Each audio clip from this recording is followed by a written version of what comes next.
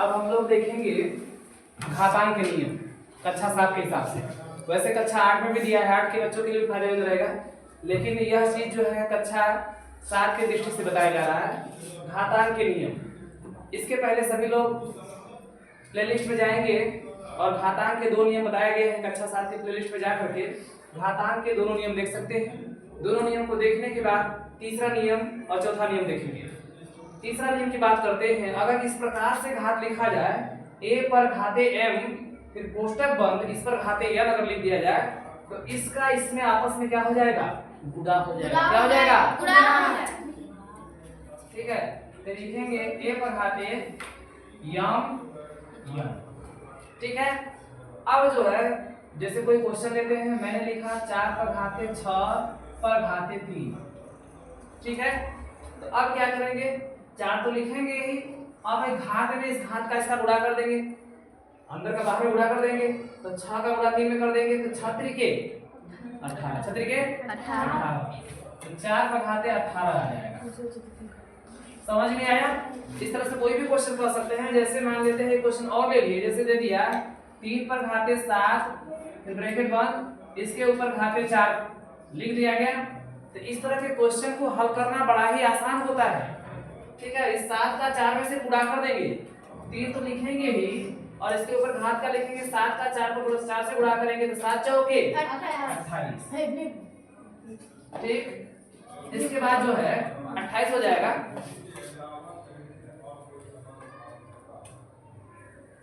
इसके बाद ये आंसर हो गया। अब जो है ये सब समझ में आया?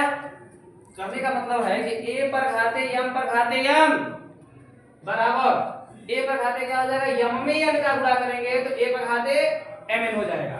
इसके बाद 4 पर घाते 6 पर घाते 3 दिया है, इसका मतलब कि 6 का गुणा 3 में करेंगे तो 6 त्रिके 18, तो 4 पर घाते 18।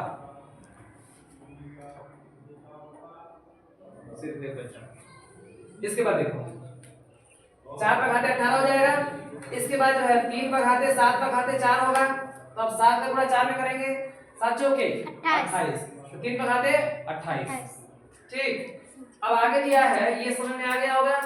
चौथा, इसको ध्यान से देखते हैं। इसमें कह रहा है यदि घात बराबर हो तो आधार का आपस में गुणा करके वही घात लिख दिया जाता है। अगर घात बराबर रहेगा तो आधार का आपस में गुणा करके वही घात लिख देंगे। जैसे यहाँ देख रहे हैं कि a पर घाते m और गुणे b पर घाते m, यानी दोनों के ऊपर जो घात m क्या है?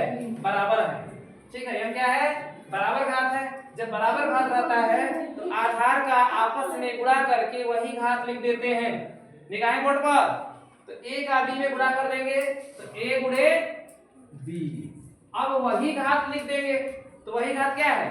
m है, m को लिख दिए। फिर से ध्यान से समझो कि यदि घात बराबर हो तो आधार का आपस में गुणा करके, जैसे a पर घाते m गुणे b पर घाते m, दोनों में घात m बराबर है, उस कंडीशन में आधार a का b में गुणा कर दिए, a गुणे b कर दिए और इसके ऊपर घात कितना लिख दिए? m लिख दिए। ठीक है, आधार को क्या बोलते हैं? इंग्लिश में बेस बोलते हैं। तो a गुणे b पर घाते m हो गया। अब क्वेश्चन के माध्यम से इसको समझने की कोशिश करते हैं। जैसे दे दिया कि 4 पर घाते 6 गुणे 5 पर घाते 6। अब देख रहे हैं कि 4 के ऊपर भी 6 घात दिया गया है और 5 के ऊपर भी 6 घात दिया गया है। इस कंडीशन में जब घात बराबर हो तो आधार का आपस में गुणा करके वही घात लिख देते हैं। तो आधार का आपस में गुणा करेंगे तो 4 में 5 का गुणा करेंगे तो 4 गुणे 5, वही घात क्या होगा? 6 है, पर घाते क्या लिख देंगे? 6। अब 4 पाँचे 20 और 20 पर घाते क्या हो जाएगा? 6। ये आंसर हो जाएगा। आज के लिए बस इतना ही। थैंक्स।